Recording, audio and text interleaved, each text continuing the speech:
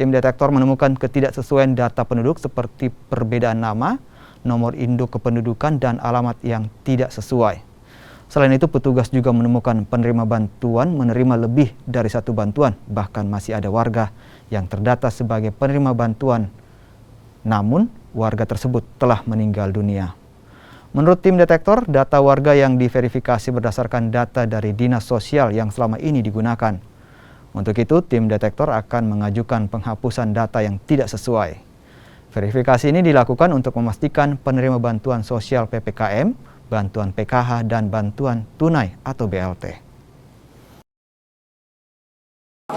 Ada yang NIK-nya salah, data-data pokoknya yang salah, ada yang sudah meninggal juga, ada bahkan yang katanya punya ada namanya, dia tahu dulu namanya dapat, tapi tiba-tiba hilang. Yang kami usulkan ini jangan sampai orang sudah dapat bansos lainnya. Nah, jadi itu yang kami dikasih data pembanding supaya menghindari dapat sini dapat sana.